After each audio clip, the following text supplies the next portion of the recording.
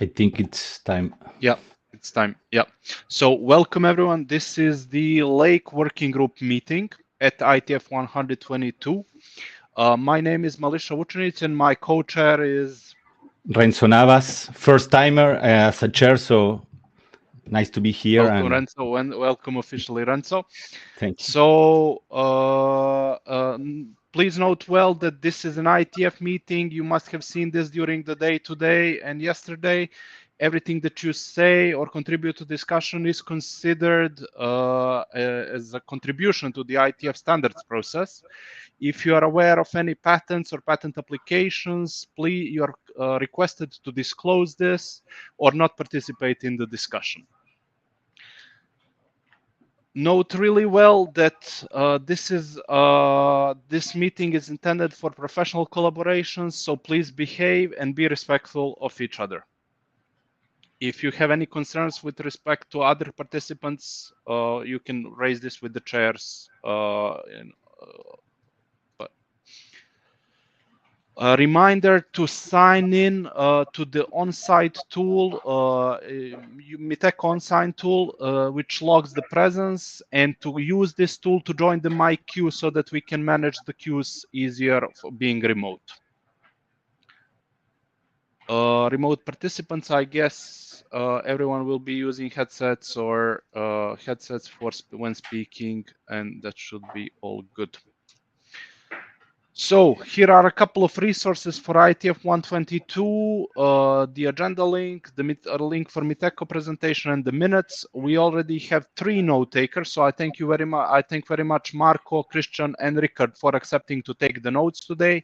I will be serving as the Jabber scribe in case anything pops up on Jabber that needs to be relayed to the session.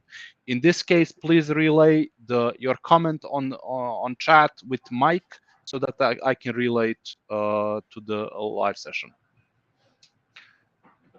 So, in terms of the working group, since the last IETF meeting, we had a lot of activity going on. Mainly 4 documents have been adopted following the Dublin discussions. These are the Greece document edited by Christian, app profiles edited by Marco, Lake remote attestation work led by Yushuan, and the pre-shared key authentication method led by a group of authors. I think the editor is Elza Lopez. So we noted that the milestones on the data tracker page are outdated. So we are a little behind the schedule that we set during rechartering.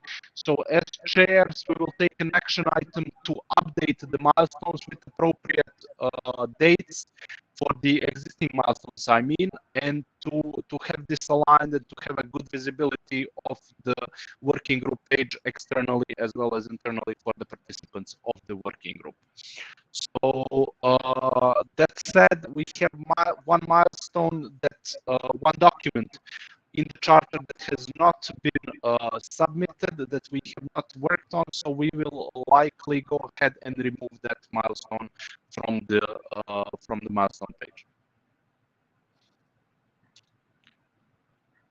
So here is the proposed agenda for today. We have a packed agenda, 1 hour and a half. So I get that audio from me is choppy, but still workable. Okay, apologies for that. So here is the agenda for today. We have a packed agenda for 19 minutes, starting with Giovanni, then Marco, app profiles and implementation consideration, followed by Christian, Yushan, Elza, and John on quantum resistance discussion. And finally, there will be a presentation by Brian on the bundle protocol and the security association with ad hoc. Does anyone want to bash this agenda?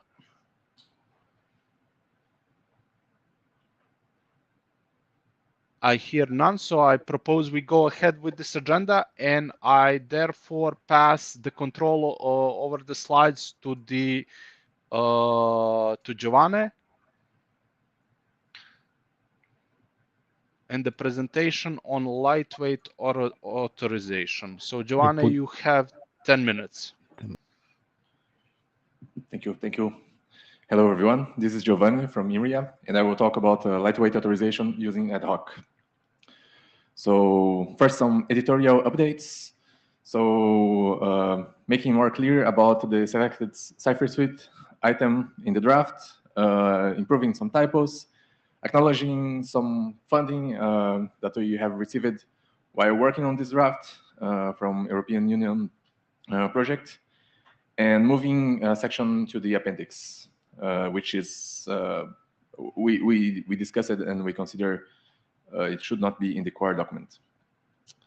Then a more larger change. So this is a new section. It's 4.8 Ella with reverse flow, meaning that you is the responder.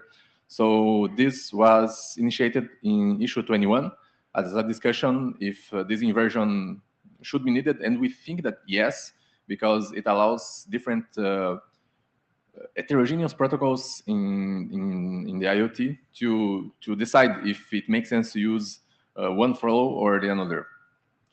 So, and previous discussions included using ad hoc with reverse flow, but actually we don't need to discuss in that level. We only need to think if you, meaning the device, is the responder or the initiator.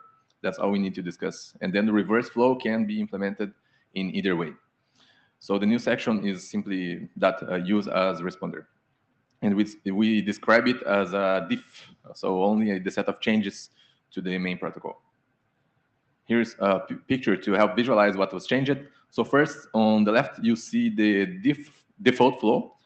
So what we changed is that we made the EAD labels, we disambiguated them. So meaning that before we had only one label, and now we have a specific label for voucher info and another one for voucher. So then if we change from EAD 1 and 2 to EAD 2 and 3, as in the case of reverse flow, this will not be ambiguous and makes more sense. Next, generalizing the parameters in the voucher request so that the same parameters can work both in the default flow and in reverse flow. And now looking in the right side, we have a new section, the figure that represents the changes in the new section. And as I said, we have the changes on the label, which also apply here. So we have the same set of parameters. We only have a change in how the flow happens. So the change in the reverse flow is that V, the responder, takes the role of ad hoc initiator. Sorry, this slide has a mistake. V should be written as initiator, and U is the responder. Yeah, so just ignore that. So V is the initiator, sends message 1, and then U as the responder replies with message 2, and then voucher info is in the EAD2 field. And then the set of voucher request and voucher response just after message 2. And then here we send the G of Y instead of GX, because that's the key from the initiator, ephemeral key. And then instead of sending the hash of message 1, we send the transcript hash, because that's what represents, what can encompass the state of the handshake at this moment, because we are already at message 2. So those are main changes.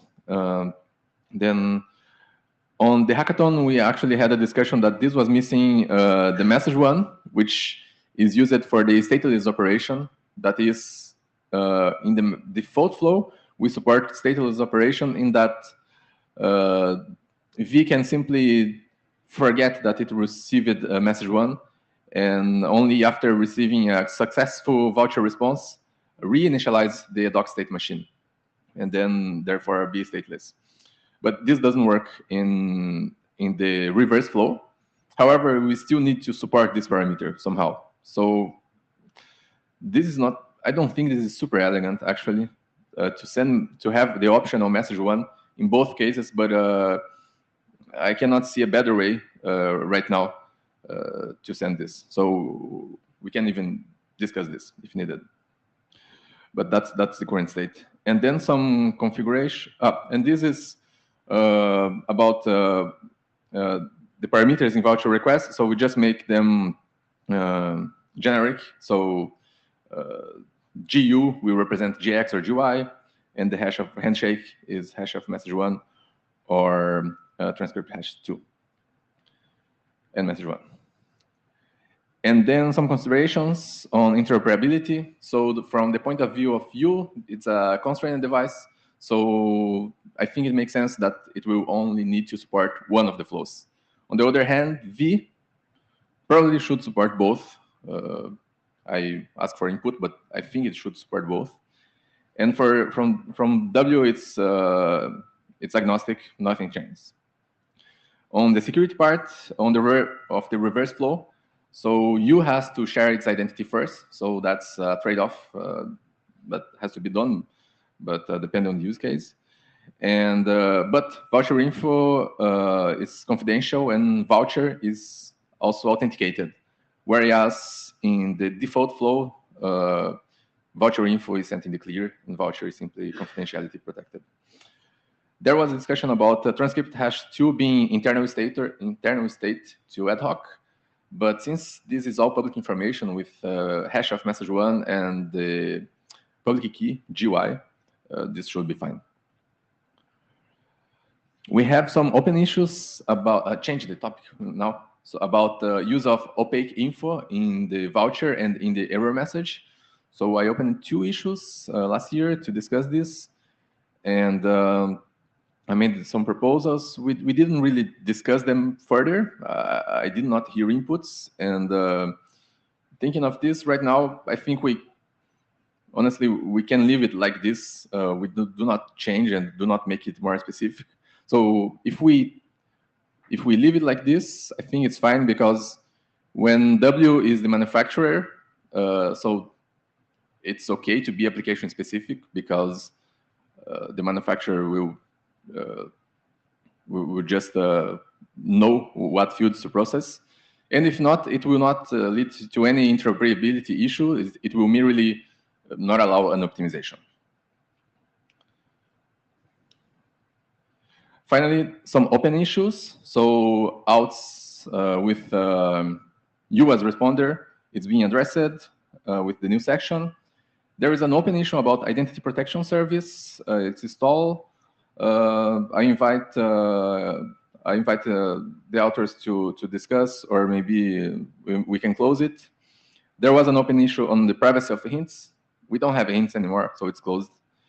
There is an early review from IANA, and I just opened a new issue about the EAD labels. And I am looking forward to close the remaining issues and prepare for hopefully a final version. So doing a detailed review. And then once considerably stable, update the implementation that we have so that we can test a tentative final version. And that's it for today. Thank you. Any questions?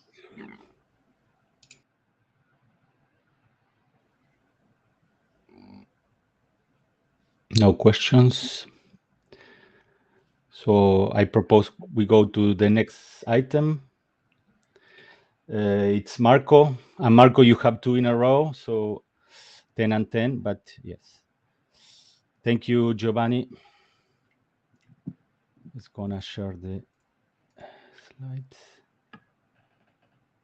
We have to stop.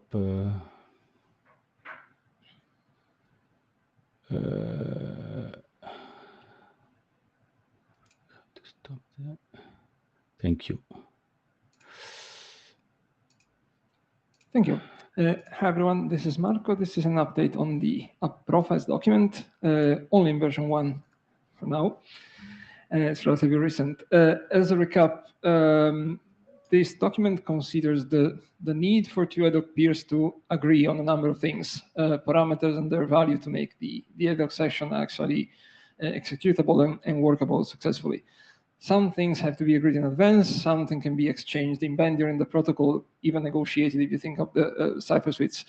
But in general, the 2 peers have to agree on something, have a mutual understanding of what they support, they can practically consider in an ad hoc session. And this document is about facilitating this mutual early knowledge, building on the concept of, well, intentionally open concept of application profiles as a set of ad hoc features that the peers support and are fine to use. Around this, the scope of the document is more precisely about a number of things. We are introducing the concept of numeric identifiers that can be used to name a particular prearranged, even well-known application profile with particular ad hoc features. And we are defining venues or places where that numeric identifier can practically appear, targeting web linking and particular data structures. Like the ad hoc information object in turn defined in an ACE working group document. We are also defining additional target attributes to spell out individually different features, just mirroring what is happening in that object I've just mentioned. And as I'll dig a bit more in a few slides, something new for this version, we have now just started to rely also on ad hoc messages in a session itself for advertising properties that are supported by the peers before it's too late, but still in time for that session. We're also defining a canonical representation of an application profile with its identifying number to be well stored, archived, distributed, whatever, in a canonical way. And finally, building on that in turn, we are defining a set of initial well-known application profiles for reference. So what happened since Dublin? Well, the draft was adopted, so thanks a lot for your support. As a first simple thing, it was about an editorial revision, including some typical renaming bike shedding issue, but things should be more consistent now. And we did our best already to address some of the comments raised by Michael Richardson during the adoption call. It was mostly about stressing even more and better the motivation for this as early as possible. And honestly, it was sufficient to put together comments about that, raising motivations from other people commenting during the adoption call, especially Christian and Brian, and just putting the original input together that helped improving the abstract and the introduction now, stressing the motivation of this. Fundamentally, it's about easing interoperability and extensibility of ad hoc in different deployments. And Michael also commented about removing the WK dash in the names of the well-known profiles, because if they are well-known, no point to overweight their names that much. So well, we just did that. Okay, more on the technical side. We revisited slightly the preamble of section 2, now providing a very linear list of the venues where the numeric identifier of an application profiles can be specified. And well, in the later section of the document, those venues are explored and specified more in detail, but it's basically a target attribute, a parameter of the ad hoc information object I mentioned before, the new use of some ad hoc message fields, more on that in the next slide, and the ad hoc application profile as a canonical CBOR map. We revisited again the particular numeric value used as abbreviation for the parameter upprof that kept changing as we kept adding parameters in that namespace, creating collisions. So we put it at the end of the efficient range encodable in 1 byte in CBOR. Hopefully it can stay there stable without being touched anymore. And we also started to define things about how to handle the presence of an unexpected parameter for now in that ad hoc application profile object. And some are forbidden already, not supposed to be present, but they shouldn't make things fail altogether, we think. And for now, we are taking the attitude of the recipient to just silently ignore them just in case they were present anyway. But we have more open points on this sort of topic for later. Okay, this was anticipated at the interim meeting we had earlier this year. We were in the process of moving away the definition of some parameters from this document as pertaining to the ad hoc information object defined in the ACE document. And well, that happened. Those 4 parameters you saw on top were moved to the document, in fact, with their definition and the related IANA considerations. While still in that namespace, we kept in this document specifically the upprof parameter because it's about the identifier of a profile, that it is really about something brought new by this document. Instead, the correspondingly target attributes were defined in this document already, seem good already to keep them together with their IANA considerations in this document, and that's what we did. So half of these things were moved out and sounded like the right thing to do. Okay, also based on some discussion with Joran, it was good to introduce in this namespace of parameters and whatnot an indication of trust anchors. Typically, they are certificates of certificate authorities, and typically their scope is for enabling the verification of other ad hoc peers' authentication credentials during an ad hoc session. Again, in the namespace of that object, for the same reasons I mentioned before, this happened in the ACE document I keep referring to. But then in the same spirit, we could define in this document corresponding target attributes for name linking to indicate those trust anchors. At least for now, we went for that naming schema. That unfortunately has to build on other things that happen in that namespace. So you can see they all start with ed dash, and that's a convention we've been following for a while now for target attributes related to ad hoc. TA stands for trust anchor, and ed cred stands for, well, the scope of this is about enabling verification of authentication credentials of other ad hoc peers. And the last token in the name is the type of the credential covering those that are defined now. All this, to give credit, was originally defined in another individual submission in Lake, and it was considered to take it out from there and spread across these two documents in ACE and Lake instead. Okay, on the new thing here, we have a few venues where advertising all this information, support, parameters, and whatnot. We have the ABC mentioned on top of this slide. And we discussed already during the interim earlier this year that it made sense to advertise this information also in some ad hoc messages up to some extent. That was actually the case, although limited to message 1, message 2, and an ad hoc error message as a reply precisely to message 1. So we did that. It's in the draft, and more details are here. The message sender is essentially saying to the other peer what the message sender itself supports. It's intended to be a non-critically used EAD item, and the value that has to be a CBOR by string is wrapping a CBOR sequence of certain number of elements. And in the same spirit of the other advertisement style, these elements can be the identifier of a profile or the identifier of a profile together with EAD labels of supported EAD items, or just the different features spelled out individually. And in the same way, you can express the same things in the value of an ad hoc error message with a newly registered error code, and the semantics is essentially exactly the same that you'd have in the value of those EAD items.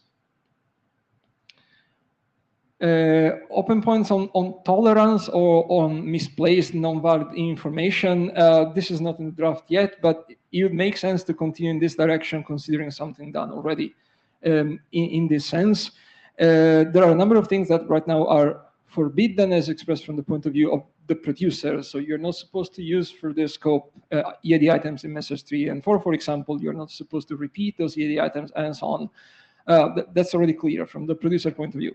We are not saying anything from the point of view of the recipient, but like done in other situations already, it makes sense to be tolerant and just silently ignore if it's possible to avoid a hard failure.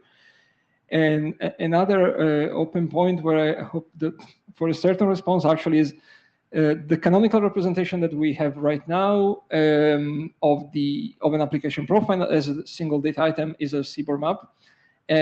We prefer as authors at least to not define the equivalent in JSON unless anyone really screams for it. We really hope that the CBOR map would be enough. So if someone really wants it in JSON, please say that as soon as possible, or we'd prefer to not get into that. Yeah, the next steps will build on this. It's largely about adding more examples, hopefully adding some more well-known profiles to have early registered, but I hope to get some feedback about that. We produced an initial list, so please speak up if you want to see something more in particular. We have a few additional venues in mind where this information can be advertised. And from discussions at the hackathon especially, it seems like SBCD can be yet another venue, including, again, the same information we have in EAD items, for example, according to the same semantic, just to be fetched when doing DNS discovery. And of course, security considerations. Michael pointed out already, it has to be very clear what is at risk, to what extent, if at all, in case some of this information distributed in the different ways gets altered or ripped out or something. Yes, until then, please comment, review, anything is very welcome. Thank you. Thank you, Marco. Are there any questions in room? We are a little bit over time. Okay, and our next speaker is Marco. Yeah, this should be a bit shorter, actually. Okay, I'm going to give you 9, or you want the 10 because okay, put. No, you just need to change the The slide. floor is yours. Thank you for the slides. Okay, thanks. This is an update on the other document on implementation consideration, now in version 3, and this is an informational document, of course. So this started considering that the ad hoc specification in itself intentionally kept out details that were more implementation specific and were to be developed somewhere else, but still was useful to develop to avoid implementers to just rethink over and over the same things. So after nailing down a number of topics, we had enough critical mass to start this one. That is covering for now the handling of ad hoc sessions or keys that can become invalid and what that means, what has to follow up. Trust policies for learning on the fly, new credential of ad hoc peers when seeing them for the first time during an ad hoc session. And the most interesting part, I think, the side processing that has to happen during an ad hoc session for the processing of additional related information, for example, in EAD items that in turn is typically related to the validation of authentication credentials. And we also give guidelines and advice on using ad hoc specifically with co-op, in particular in cases where blockwise transfer is also used. This is supposed to be as general as possible, but we also have some casing points to nail down more down-to-earth examples for now, considering the ad hoc underscore profile of the ACE framework, but also outside. And I think we will have some more examples to consider looking at the other documents and implementations that start appearing about that. Okay, since the previous version, well, there was an update to the reference considering a publication as an RFC, and I tried to be a bit more consistent with terminology. I was mixing up 2 terms here and there. Now I converge for trust policy to refer to the 2 trust policies, learning and no learning, that were around for a long time. And in the dedicated section about those, I didn't change any actual content, but I reorganized a bit its order to be more linear and easier to follow. So after a preamble introducing that topic in itself, you really have 2 dedicated subsections on the 2 separate policies in general, and then a subsection where there's a more detailed discussion what they mean in particular example situations. And again, they are the profile of ACE and the outset draft, which is a little more than a placeholder for now. And I'll probably need help from the outset authors to make it more realistic and consistent, also based, of course, on implementation experience. This is a bunch of updates related to making this document consistent with changes that have happened in the latest versions of the ad hoc underscore profile of ACE. Again, we noted already in Dublin that there used to be a section that was essentially moot because it was discussing a non-problem. So that was just easy. It was about removing it altogether. On the other hand, some text was considering a quite older version of the profile of ACE that were still having quite a lot of options for uploading the access token at the resource server. Some of those options were gone. It's much simpler now, and the updated text around that in this document, in particular in 2 sections, is now aligned with how that profile is supposed to work. So consistency alignment, basically. And then the major thing in this version, there's now a new section for 1 that I also anticipated in Dublin already. It's about consistency checks of another ad hoc peers authentication credential that can come in multiple ways during the same ad hoc session. Ad hoc started having this credential specified by value or by reference in the ID Credex field, and that's it. But practically, the credential can be specified at the same time, also in an EID item. And this is not just abstract, it's happening again in that profile of ACE. So far, so good, that's intended, but the recipient is supposed to double check that both the ID credits field and the ID item are really talking about the same thing and talking about the same credential. Of course, handling the possible different combinations of value, value reference, and the opposite ones. So the ad hoc profile is a very concrete particular example, but here this has to be phrased in general. I try my best to do that in this new section. And from an abstract point of view, it's really comparing that ID credits and that the ID item are talking about the same thing, irrespective of details. What next? I'd like to elaborate a bit more on the enforcement of the null ending policy in something more than this great ad hoc profile of ACE, particularly like Altzeta seems like the most mature work here. And again, for which some implementation starts to appear, can be considered also in this kind of work. On the processing and side processing of authentication credentials and their validation in general, we are saying a lot already for the processing of an incoming message 2 and 3. That's supposed to be normally the case. I suspect there will be something to say also about message 1 that I believe play a role in this respect if we think of a variation of the ad hoc profile to support ad hoc based on PSK-based authentication. I'd like to think more about that, and there will be, again, just a concrete example of something more generic. But I believe the message 1 here and the ED1 field is not to be ruled out altogether. Security considerations, of course, I'd like to add some certificates to be taken and used for a quick plugin and literally play for interop and whatnot. We have some in the traces RFC, but of course not covering many variations in terms, for example, of cipher suite and whatnot. I may need some assistance in producing certificates that are not already available somewhere. And then again, comments and reviews, but also input are very welcome from authors and implementers of ad hoc, but also other specifications related to ad hoc if there's something more to say. Yeah, that's all I have. Thank you. Thank you, Marco. Any inputs in the room or remote? No. Thank you, Marco. I'll make sure to Thank you. to review the next. draft. Thank you. Next one is Christian. I think it's remote. So remote, yes. Yes, the deck is being shared. Slide Can I control. get slide control. Thank you. Yes, you're good Hello. to go. Yep. So I'd like to talk about applying grease to ad hoc, which means that we utilize the code points that we have to even deliberately, if we don't need them, just to ensure that we can still at a later point utilize them. There are 4 extension points that are generally available in ad hoc. That is the method, the cipher suite, the EAD item, and the credentials. And so far, this document has talked about the cipher suite and the EAD item.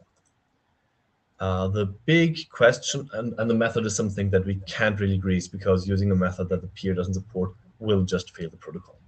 The big question that I'd like to get towards an answer is, can we grease cozy headers? And what this means is that if a recipient receives a message that in its ID cred does not only have the one thing that that recipient accepts, for example, a key ID, say 1, but also additional data that it doesn't understand, for example, NARF or ZORT, what is it supposed to do with it? And the 2 possible outcomes, I think. One is that it's not a usable extension point, so it should just fail if there is anything that it understands. Or more precisely, it is a usable extension. Sorry. Sorry, I lost you. So the 2 outcomes are either we can't use this as an extension point to send more data, but only to send some other thing, but then the negotiation fails, which is something that we'll have a hard time getting implementations to really support because we can't test it out. Or if we can use that, we should grease it. So we should define additional keys that we can just send along in situations where we can afford it. I don't know how to come to a conclusion there. I don't know Cozy well enough. Joran has provided a bit of input so far. Maybe he can speak more to that. Yeah, that's something we should figure out, quite possibly with the help of the Cozy working group if we really say we can't decide it here. The other questions are simpler. One is one that I plan to just like say it. Okay, I will close it. That is, can really only the initiator grease the streets? And I think yes, that's just how the protocol works. The other is, should we say something on an editorial side about what happens if those items are used, the EAD items are used in their critical form? I think the text already, the specification is already clear in that recipients should not give any meaning to this, but it might still make sense to point it out explicitly. I did try to get a bit of interoperability, but this already started failing with the libraries that I used, so fixing those is the first priority, and then I'd be very happy to try this with other implementers. Yep, summarizing, I need help with the Cozy question.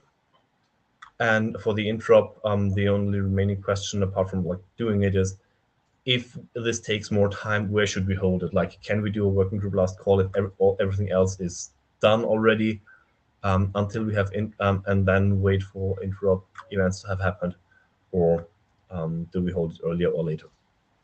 That's it from my side. Questions, input, especially on the Cozy side?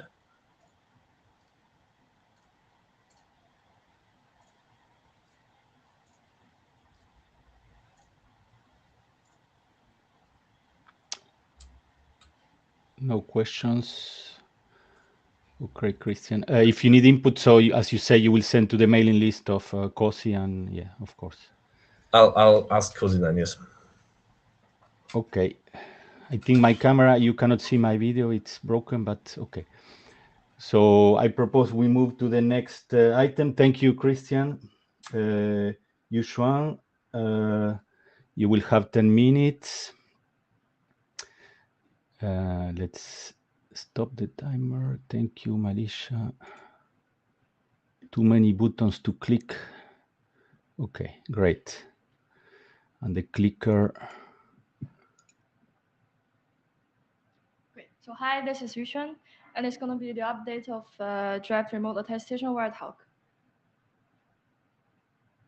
Okay, so a quick recap. This draft is about like how to perform the remote attestation using ad hoc EAD. And during last IETF, I shared some implementation results for the attestation in the background check model. Where it's like the LT device is the attester, and it negotiates the evidence type in message 1 with the verifier, and the verifier selects the evidence type and send back the nonce for the freshness of the evidence. And then the attester send the evidence in the format of VAT token in message 3. So since last ITF, this draft have been adopted by the working group in interim meeting at the beginning of this year. So thanks for all for the support. And we have Joran added as a co-author since he has participated in many changes, and we have the regular meeting to sync up the progress of the draft. And then the current version, the changes are like all based on the comments and feedback during the adoption call, and mostly from Michael and June. So we have some clarification and editorials. In section 4 assumptions, we added the notion of time for the passport model to guarantee the freshness of the attestation result, and we reference the RFC in REST working group for more time considerations. And also we replaced the word multiple to at least 1 based on June's comment to be more precise. And in section 5, network service attestation, we clarify the attestation use case where the gateway or edge node acts as an attester, which needs to be attested by the LT device in order to collect some sensitive data. And then in section evidence, we clarify that the evidence is sent in EAD3 for privacy considerations. And also we clarify what kind of evidence is sent, And we specify the minimal EAT claim set that needs to be carried. And also we may need to assign a number for the specific profile in EAT. And then for the section of triggers in background check model and passport model, we clarify the normative text based on June's comments. So now it's the EAD value must be empty, but actually after the discussion with Marco, we're gonna change it as the EAD value must not be present in the next version. And we also added the acknowledgement of the partial funding from Open Swarm project. So then we added a simplified version for performing attestation in the background check model, which is based on Michael's advice. So if the verifier and the attester already has a pre-existing relationship, which means that the verifier already knows the evidence type of the evidence from the attester, then we can remove the evidence from a negotiation. So after that, it's gonna be like in EED1, we only have the trigger to signal the attestation operation. And then the EAD2 contains only the nonce from the verifier to guarantee the freshness of the evidence. And in EAD3, we have the evidence from the attester. So then we also have a new appendix for the continuous attestation. Because actually for the onboarding use case, the attestation is only required once, but actually there are the cases that multiple times of attestation may be required, which means like we need the continuous assurance. So in this case, the continuous attestation is required. So we add this appendix, and the detailed procedure is still need to be defined. So we are now open for discussion, and we have the open issue in our RA repository under the Lake Working Group GitHub page. Okay, so for the next steps, we need to clarify and correct the section error handling, as we discussed during the side meeting in Hackathon and also mentioned from Marco's comments. And then we need to add a section for the verifiers, because currently we only have the definitions for the attester and relying party because they are ad hoc initiator and ad hoc responder. But we now think that we also need a section for the verifier because we need to clarify the relationship between the relying party and the verifier, like which protocols is used. And also we need to define like what kind of the attestation result is generated by the verifier. So this is going to be added in the next version. And and also in some figures in the background check model, there's a CR sent from the relying party to the verifier, but actually it's right now not indicated anywhere in the draft. And after the discussion in Hackathon, we decided like either modify or just remove the CR in the next version. And actually, there's another point that I forgot to write here. It's a preliminary discussion with Jovan that we're gonna have an appendix for combining 3As. So here the 3As means authorization, authentication, and attestation. So it's typically just like combining the derived Lake Auth and Lake Array. And we think it could be like a good idea. So we now actually have the open issue under RA repository, so it's also open for discussion. Yeah. So that's it. Any questions?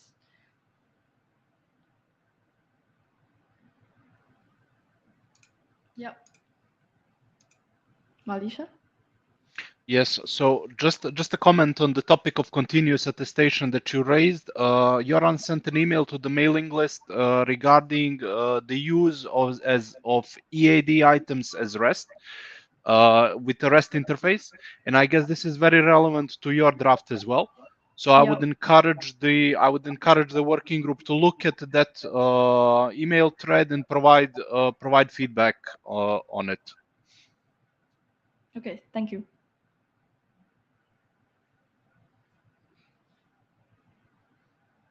And next, Henk, you want to go? Yeah, I was struggling with my mic, of course. Yeah, hi. I'm not following Lake every week, but before this IETF, I read the document. It's actually shaping up well.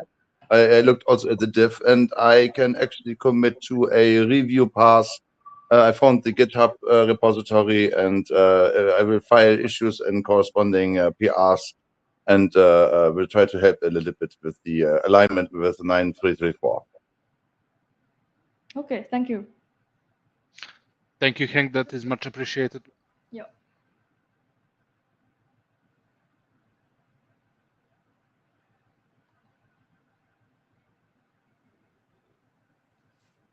So in Okay, case there so are no other questions, I propose we skip to the next agenda item. And this is the PSK-based authentication method for ad hoc, and the lead is Elsa. So let me just share the slides.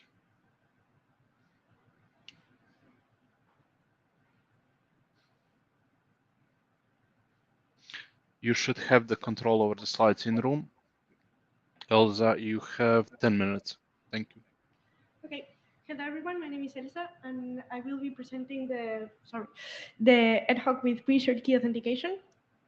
So the goal of the presentation is to present the corrections that have been made to the draft after being adopted by the group, and then give some next steps to be taken. So I will go through the issues that that were solved. Some of them are really minor. So for example, issue number 1 was to update title, abstract, and some changes in the introduction. So the new title of the draft is now ad hoc authenticated with pre-shared keys. Then we also added some appendixes and the acknowledgements. So appendixes, we added the CDDL definitions, we added the change log, and also an appendix for the test vectors. This is still empty because we want to make sure that the protocol is finalized before and stable enough before implementing and giving the test vectors. Then there was a bigger problem with message 3. So in the interim meeting that we had for Lake before the IETF, there was a discussion on whether what was the correct way of putting a message 3. So there were 2 options. One was to keep the structure of the RFC 9528. So we have a CBOR sequence, which as well has a CBOR sequence containing the concatenation of the 2 ciphertexts. And the other option was to simply have a CBOR sequence with 2 CBOR data items. The advantage of this was that we were saving some bytes that come with the wrapping of the CBOR. But the problem is that, well, first of all, it differs from the RFC 9528. And secondly, it reveals the PSK identifier that was sent in the ciphertext 3A. So now the new version, we updated message 3 to be a CBOR sequence. And ciphertext 3 is now the XOR encryption of plaintext 3A and the keystream 3, where the plaintext 3A is the concatenation of the ID declared PSK and the ciphertext 3B. And the ciphertext 3B is simply the ciphertext of the co-encrypt object of the AEAD algorithm. The problem that comes with this new format is that if the plaintext 3A is it's very long, then we need to implement the appendix J of the RFC in order to deal with long plaintext encryption. Yeah, so this is the new message flow after updating message 3. Another issue comes with the computation of the transcript hash 3. So previously, the transcript hash 3 included the transcript hash 2, plaintext 2, and the credential, the PSK credential. And then the keystream 3 included as well the transcript hash 3. So the problem was that the keystream 3 is used by the initiator to encrypt the ID declared PSK before sending it in message 3. But the responder needs to derive this key in order to decrypt message 3 and then derive the ID declared PSK. And this creates a circular dependency because keystream 3 uses the transcript hash 3, but transcript hash 3 uses the declared PSK, which is not known until the responder has the ID declared PSK. So in order to solve this, we removed the declared PSK from transcript hash 3, and we added the ID declared PSK as the externally supplied data for the computation. Then there was also a discussion about reflection and selfie attacks. So PSK authentication without identities is vulnerable to reflection and selfie attacks. So our proposed solution was to include the identity in the subfield of the CRED PSK. Now this means that we have two CRED PSKs instead of one. And then it's important to note that we should not, these identities though should not be sent in the transcript hashes, but they should be included. We also discussed the resumption mechanism. So we added a section for resumption, and we defined the computation of the resumption CRED PSK and the resumption ID CRED PSK using the ad hoc exporter with labels 2 and 3 respectively, and we also needed to define the resumption PSK length and the resumption the ID CRED PSK length. So for these, we defined some default values. So for the resumption PSK length, we set it to be the key length of the session where the ad hoc exporter is being called. And the key length is simply the encryption key, the length of the encryption key of the ad hoc AEAD algorithm. And for the ID CRED PSK length, there's a bit of a debate here. So clearly it shouldn't be 1. And the debate was whether it should be 2 or 3. So with a length of 2, there's still a risk of collision, which is clearly less important if we set it to 3, but then with 3, we have this extra byte that will be sent in the protocol.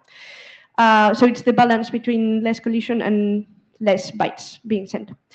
Then also to make sure that both peers have the same resumption key, and for simplicity as well, we added the following, so that at the end of a successful ad hoc session, regardless of the authentication method that is being used, both peers should derive a resumption PSK as long as resumption is supported. But then this creates a question, raises the question of how to make sure that both peers actually have the same resumption PSK if they are updating it after each session. So to make sure that they both have the same, we state the following. So if the PSK KI is the resumption key in the particular session, then the initiator can delete the previous resumption key after receiving message 4, because this is the acknowledgement that the responder has derived a new resumption key. And then the responder can delete the previous resumption key after generating a new one, which means that the responder will always have 2 resumption keys stored. Lastly, we added the IANA considerations, which were missing. So this includes the ad hoc method type registry, the exporter label registry, and then we also created a new registry for the info labels, which was missing in the RFC 9528. As for next steps, there's a debate on whether this draft should be a self-contained document or a deferred document with respect to the RFC 9528. We still need to add the test vectors and eventually call for a formal analysis once the protocol is stable. And yeah. Thank you.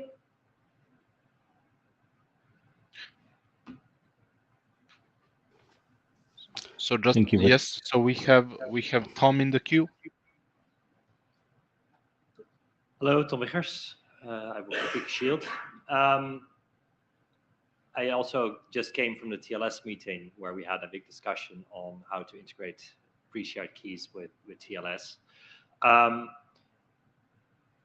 And I was reading your security claims, and there is the suggestion in the draft that use of pre-shared keys will give post-forward secrecy properties, even in the case of quantum compromise. As I understood your draft, your pre-shared symmetric keys are long-term. Sorry, what? Your pre-shared symmetric keys are long-term credentials. Yes. Then it cannot give post-forward secrecy. Yeah. But, so I urge you to reconsider, revisit those sections. Another thing that was a big part of the discussion in TLS, which I think is valuable to bring here, is that it is essential that these pre-shared keys are unique between two parties. If you do not have that, you get into a very complicated group security setting, which will make sure that it was good to see the requirement or the ask for formal analysis to follow before this goes to an RC. But that will make that work very, very, very difficult. So if that is not like an explicit thing that you want to do, just specifying these keys must be pairwise unique in your draft will make at least those analysts work a lot easier. Thank you. So coming back to the first comment that you made, in fact, yes, if you only use the pre-shared key, then you're not guaranteed that you have perfect forward secrecy. But in the final keys that you're deriving from the ad hoc protocol, you're actually combining these pre-shared keys with some ephemeral material, which guarantees that, in fact, at the end, yes, but you will have in the post-quantum setting, that ephemeral material is gone. So okay. the specific problem was also that was okay. those two things are associated. The pre-shared keys are not giving you ephemeral secrecy. The ephemeral key exchange is giving you ephemeral secrecy. Yep.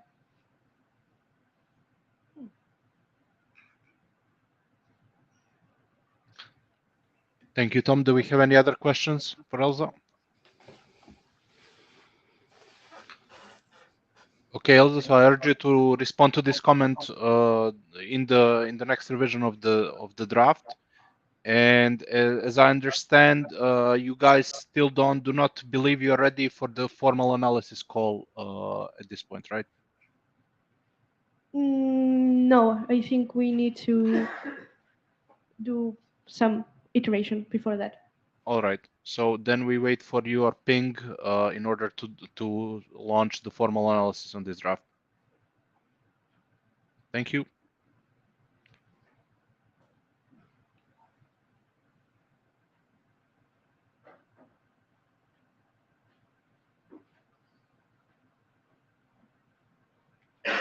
Thank you. So next talk is John Matson. Thank you, John.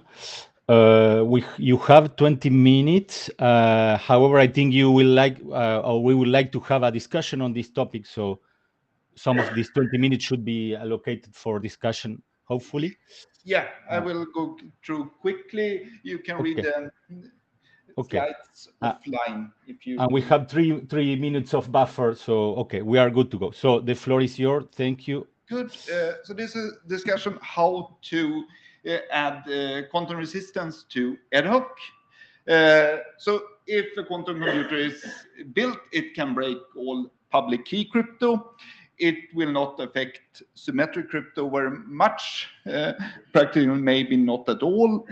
NIST are done with finalizing the most important post-quantum algorithms, but both standardization in NIST, other SDOs, and IETF is ongoing and will continue.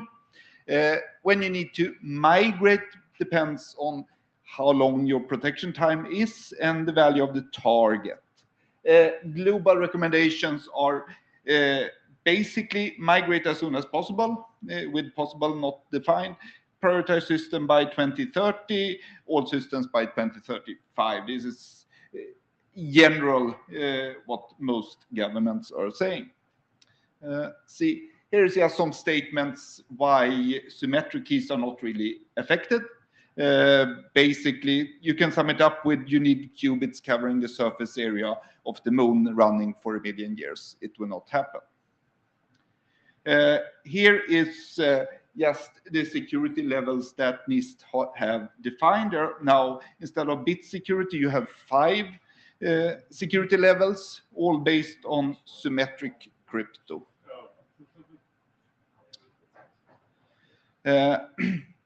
So for ad hoc doesn't really use, nobody has implemented ad hoc with RSA. I don't think there is a cipher suit. It means not relying on ECC anymore. ECC, all security properties of ECC would be gone. And ad hoc, as specified in RFC 9525, uses ECC for key exchange. static Diffie-Hellman authentication and signature authentication. Then we have the new adopted PSK authentication that uses PSK for authentication, and it uses PSK and ECC for key exchange. All the standardized PQC algorithms are chems or signatures, while elliptic curve cryptography can be implemented with a chem or a Diffie-Hellman interface. None of the standardized PQC algorithms can be implemented with a Diffie-Hellman interface. It's hard to make post-quantum Diffie-Hellman algorithms. There are some in literature, but they are not really practical. They have small size, and they're slow, or they are both slow and bad size. So no ongoing standardization of something like that. So don't expect that in like at least 10 years. Here is a short overview of the algorithms. So instead, today you have 32 bytes. Here is for X25519. P256 is similar, at least in ad hoc. MLChem adds a lot more bytes. So instead of 32, you would have 800. I assume most users of ad hoc would use the security level 1. The happy news is that these algorithms are extremely fast, at least on like, I don't have any number on very constrained processes, but on like x86, it's extremely fast, much faster than ECC. And yeah, an alternative algorithm to MLChem is MacEllis. It is very small ciphertext but big public keys that you could use for static encapsulation keys, but it's not standardized by NIST. Here's an overview of HQC and FrodoChem. They are big and slower. I don't think not really a match for ad hoc. Here are signatures, and same here. MLDSA is quite big but fast. I think FNDSA could be a good match for ad hoc. There you have 900 public bytes public keys, but 666 byte signatures. Verification is very fast. Signing is fast if you have floating point, not as fast as you don't have that. NIST also have a ramp on with a lot of new signatures with much smaller signature sizes, and some of them are also fast. But don't expect these standardized for, I don't know, for several years. So more discussion on how these apply to ad hoc. So basically this standardized PQC algorithms, they are drop-in replacement for key exchange and signatures in ad hoc method 1. You take this and it register a new, it says here, cozy work needed, no lake work, no lake methods. This is a bit wrong. You need to register cipher suits. But otherwise, as soon as you have a cozy algorithm, you just register a cipher suit, and you can use the PQC algorithm in method 0 in ad hoc. But of course, you get much more bigger sizes. Example, LMS is already standardized. MLChem, X-Wing, MLDSA, SLH-DSA, FNDSA is ongoing work in cozy. So that will come. The work here is should ad hoc the lake register cipher suits for any of these algorithms. Then we come to algorithm method 1, 2, 3. Here, the PQC chems cannot be used. They cannot even be used for authentication because they interact with the key exchange. You could standardize the use of chems in Herbot, but that would require new methods and more round trips. I'm not sure it's worth it. Probably better to wait for smaller signatures and use method 1. Then how does a crock affect the security of ad hoc? The security of these algorithms are completely lost. There is nothing left, at least theoretically. Practically, you could, if you have this deploy, you could start arguing how likely is it that somebody spends a certain amount of money to attack your, can I wait a few more years to migrate? PSK, in the PSK crock, the crock would not affect the security of the PSK. It would affect the elliptic ECC. So you would basically, if a crock, you can just ignore the ECC and you turn back to like a PSK authenticated key agreement where the ECC are just used as random numbers that you send to each other. So two options to get quantum security is registering cipher suits for use with method 2.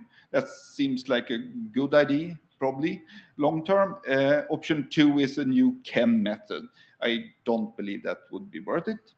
Then we come to option 3. So as Tom already talked about, TLS 103 and IKE, they specify modes where you can combine PSK, ECDS, should the ephemeral key exchange and signature authentication to provide ECDSA is right.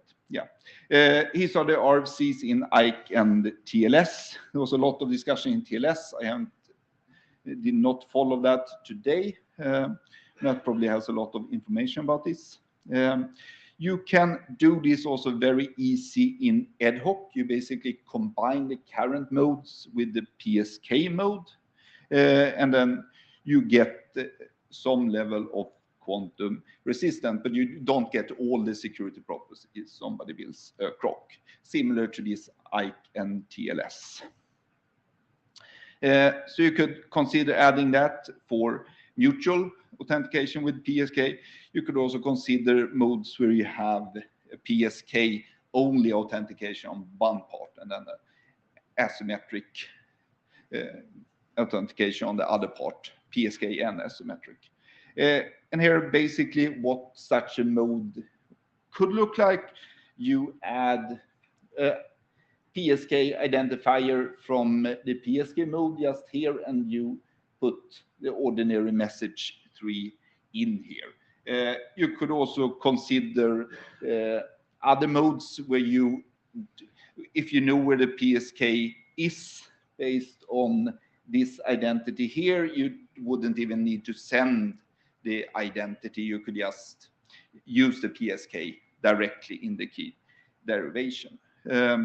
I think I haven't looked at the details, but I think this would be quite, if you have the PSK mode and you have the normal modes, how to do this would be quite straightforward. But if a quantum computer comes, you lose a lot of properties. You don't get identity protection anymore. You don't get forward secrecy. If you do resumption on, you don't get protection in the other time window. And that's it. This would be option 3 to standardize some new methods that combine them. Yes, Tom. Tom Wiggers, PQ Shield, big quantum enthusiast, post-quantum enthusiast. Let's not talk about actual quantum. I have quite a few thoughts.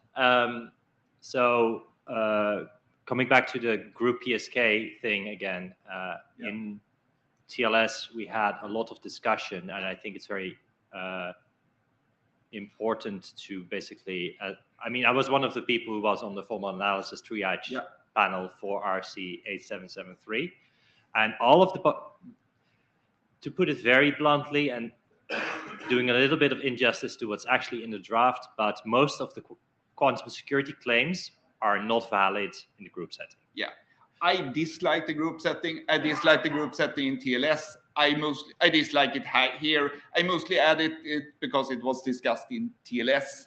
If it's gone in TLS, I think it's not up for discussion here. Yeah. Then on post-quantum, going quite a few slides back. So signature ad hoc with post-quantum signatures is something that will work. Then obviously the question is which signature schemes, what key exchange. FNDSA is very nice and small, but I also think it's very important to point out that it's extremely hard to implement correctly, especially on small devices. It has side channel vulnerabilities that are extremely severe if you get it wrong, and it's extremely easy to get it wrong. So that is also why NIST has come out and said, do not do FNDSA if you cannot. Yeah. I realize that MLDSA is prohibitively large probably for this use case, so it's a bit of a rock and a hard place. Yeah, just want to say that any algorithm specification would be done in COSI. Ad hoc just uses whatever COSI specify. So the only here would like Cyphers would saying you can use these COSI algorithms together. Right. What I would find interesting, and this is also the kind of research that I like doing, is investigating things like method 2. So where your initiator has in this case, a chem key, and your responder would have a signature key. The thing that ad hoc currently has, which makes this not possible, is that it has identity protection. You could only send your chem public key to a server that you have already authenticated and set up an encrypted channel with. If you give up on that, then you can do a 2 round trip protocol. So I wonder if that is something that the users of ad hoc might be willing to sacrifice identity protection to be able to do a chem signature combination or a chem-chem combination for that matter, and do the protocol that way. That could be efficient. And perhaps get you away from FNDSA, for example, on the device side, if your responder is a server, that can maybe do that in a more protected setting, but your device is less to be trusted with that kind of side channel potential problems. That's very interesting feedback on that alternative. I think you would have to specify what the trade-offs would be for for anybody in the group to. I would be interested in having discussions on that. So tag me wherever. Yeah, that's very good to know. Daniel Shu, ARKit. So other than the brief mention of X-Wing, you've steered clear of the topic of hybrids. Is that something you consider a priori out of scope because of the lake constraints? I'm staying away of this because all that work would be done in COSI. It's not here in Lake. Lake would just use COSI algorithms. But yeah, all the overhead is problematic, but I think X-Wing is not so much bigger than MLChem at all. These are it's a lot of discussion, as you know, in CFRG, which hybrid to use. I didn't want to. X-Wing is at least implemented and used, therefore I mentioned that. You could consider other hybrids also. So you've de-emphasized rather than excluded. Okay. In general, I would favor hybrids here in the beginning, but this is very constrained, so yeah.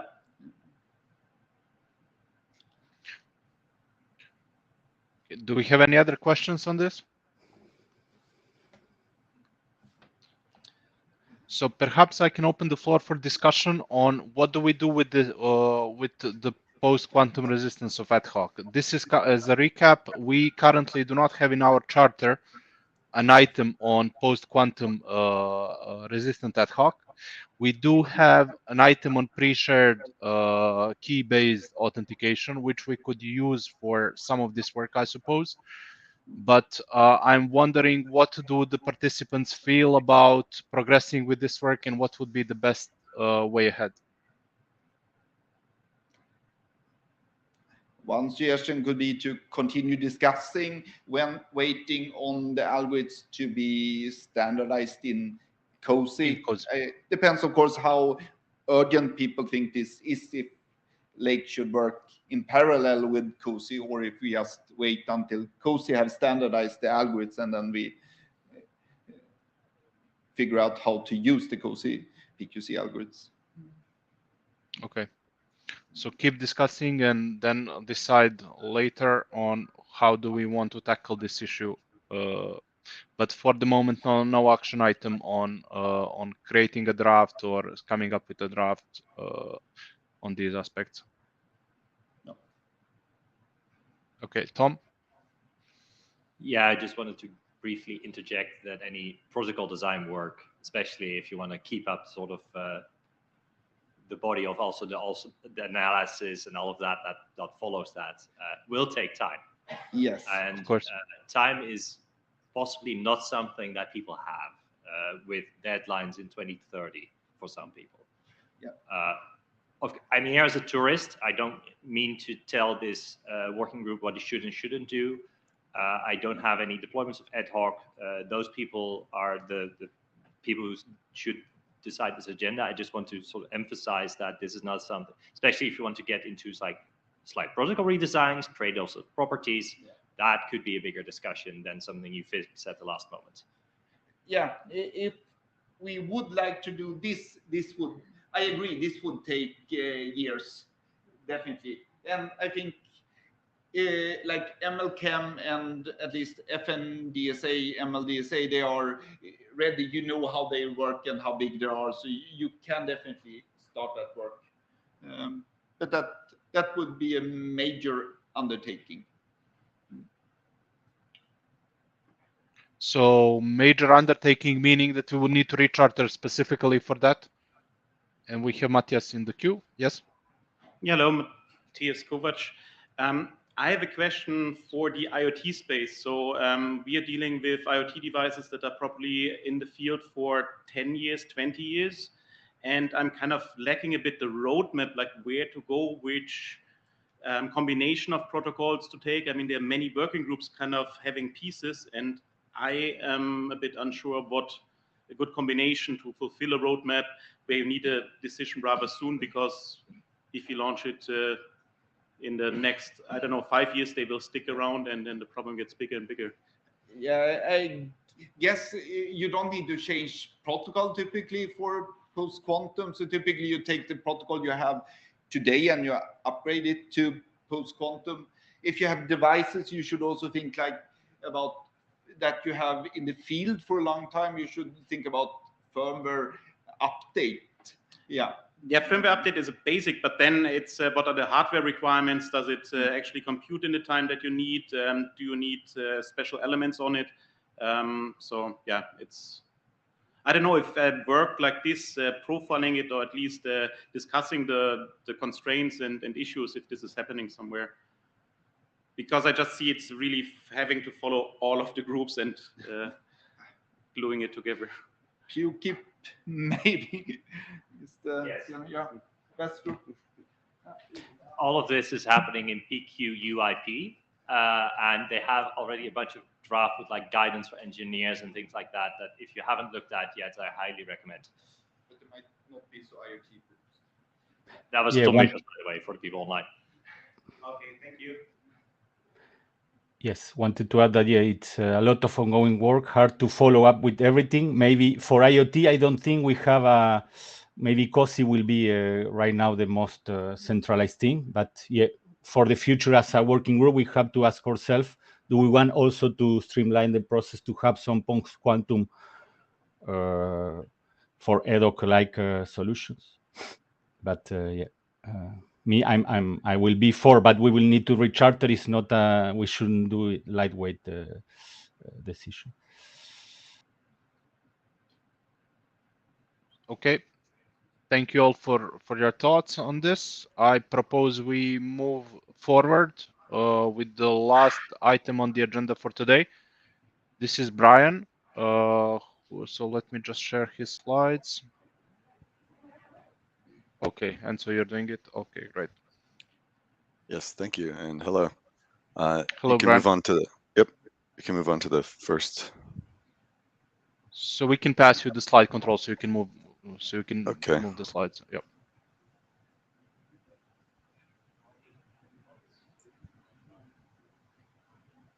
Yes. So, hi, I'm going to give a little bit of a background on a potential near-term use case for embedding ad hoc in a larger security negotiation protocol. And I'm not going to get into too much details, but I provided a lot of links in the presentation if anybody's interested. But the background is that this is to be used in a delay-tolerant networking environment, which is described in RFC 4838. But the main hindrance to this kind of environment is large delays and potentially expected discontinuities and ordering issues with datagrams, things like that. There is what's called the bundle protocol made to operate in this kind of environment on top of existing network transports. And that comes along with a bundle protocol security, which is a way of providing confidentiality and integrity operations on individual pieces of a bundle. So I'm not going to get into all these lower level details about these things, but this environment is pre-existing, and it behaves in some sense similar to IPsec, AH, and ESP, in the sense that it operates relying on key material to be shared among participants in the network. And this doesn't right now have the concept of an equivalence to something like IPsec IKE or MACsec port-based network access control. And so there is this desire to have some protocol to allow nodes in a BP network to have autonomy to establish security associations with peers. And so when we did a background investigation to see what could we use to not try to reinvent too much of what's happening here, we settled on ad hoc as a way of having this kind of protocol neutral authenticated key exchange mechanism, because we wanted to get some security guarantees that were similar to like DTLS 1.3 and IKE v2. And this is described in a larger paper that I've linked to as well. But I'll just get into some more technical details of what we're proposing here. The way that a bundle protocol agent interacts with the world is similar to what you would expect to see with something like an IP or an IP node, where it operates over an underlayer for transport, for receiving traffic and forwarding traffic. It operates, interacts with an above layer application for sourcing data and delivering data. And the BPSec already has its own nomenclature and terminology and life cycles of security operations. It's more complex than what you would see in IPsec, but the fundamental concepts are the same. So I'm going to advance now to more specific details of what we're trying to do. That the main goal actually is to use as much infrastructure and logic as possible. We are trying to avoid situations where we have to invent new security aspects or new security processing. So we're intending on operating in a PKIX environment, and we already have certificate extensions in place for doing that with BP. We want to make use of existing mutual authentication mechanisms. We want to make use of existing concepts and logic from protocols like IKE v2, so that we're not completely needing to have operators understand whole new concepts. And the idea is also that we want to operate in band over the bundle protocol itself, similar to how IKE v2 operates in band on top of IP or UDP. And the interesting thing about this is, because of the way that the security in BP is structured, is that we need to do this in a way that's what's called security context independent. And there are a few existing and upcoming security contexts, but the establishment protocol that we're talking about needs to operate independently of that. And again, drawing analogies to IKE operating independently from IPsec. It's very similar. And the two near-term security use cases that we're focusing on are end-to-end between a source node and a destination node, and then one-hop security as a kind of a supplement to that single link or transport security that's provided there. As a summary of what we're looking at, I'm not going to go into a lot of detail here, but there's a certain internal layering to what we're doing where we have data items that convey information, messages that sequence activities, and then there's the PDU where we provide application level security, and this is where the intent to use ad hoc resides. And I'll show some more detail on the next slide, but the idea is that ad hoc is used for an initial mutual authentication stage, and then subsequent to that, after ad hoc has finished its session, we export keys, we'll export key material, and then use that for continued operation of the security association protocol. So the interesting thing about how we're intending on using this, and this is where it would also be good to get some initial feedback from Lake folks and folks more focused on ad hoc extensibility, is our goal is to, because I said that this is operating in a environment that is expected to be high and variable delay, we want to organize operations in as few message exchanges as possible. So the goal here is to have this initial authentication IA activity be done using the 4 messages of ad hoc, but we want to stack up and pipeline other activities between these two peers in the same PDUs. And what we've been looking at to do that with is using EAD items. So in this case, it's EAD used to transport upper level information, not EAD used to inform ad hoc authentication itself. So it's slightly a different use case, but I think in spirit, it's using EAD in the way that it's meant to be. But the end originator and destination of the EAD is slightly different than the ad hoc entities. And the other aspect of this is we're planning on supporting pretty constrained devices in some cases. So there's some variability about how this sequencing happens. But the current view is to use ad hoc as that initial step and the handshaking of this protocol, and being able to have a roadmap, a path to post-quantum capabilities is also, based on John's previous presentation, is a valuable thing to what we're looking at. So there was some prototyping that was done. It was really good results using the traces that came from the RFC 9529. It was really helpful to nail down some details, and I gave some feedback on the mailing list. And the conclusions are that our technical use of ad hoc looks like it is going to be a good strategy. So we're moving ahead with trying to get an actual internet draft out for this use so that people can focus on more of the technical details. But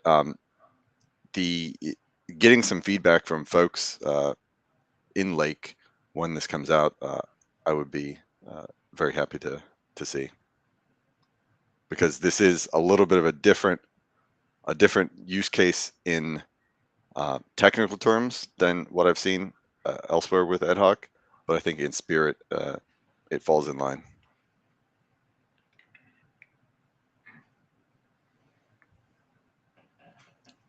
So if anybody's interested in details, I can discuss them at this point, but I don't have a public internet draft in hand. All right, thank you, Brian. So this is great that you brought this up to the working group. Please keep us updated, and then once you have the internet draft submitted, you can notify us so that maybe we can assign some reviewers for it, and then look how this is done in this particular use case. Do we have any questions for Brian?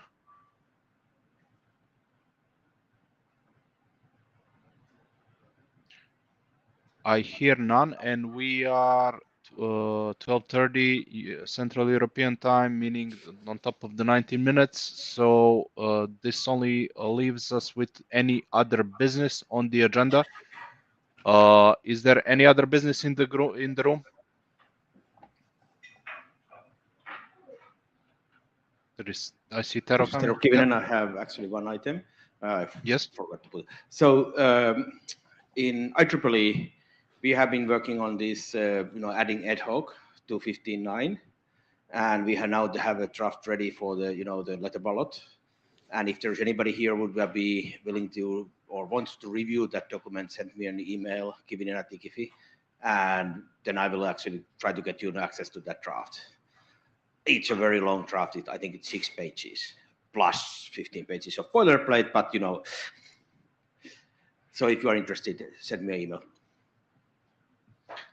All right. Thank you, Tero. So other than that, so just as an action item to note for the chairs, we will want an interim meeting, I suppose, before the Madrid IETF. So the chairs will take an action item to schedule an interim meeting midway from here to the IETF 123. Okay. All right. Thank you all for the productive meeting, and enjoy your stay in Bangkok, and see you around. Thank you all. Thank you. See you. See you. Great. Only 1 minute. Packed agenda. Okay. Bye, Malisha. Bye, room. Enjoy. Thank you, Giovanni. You're welcome. Thank you. Bye.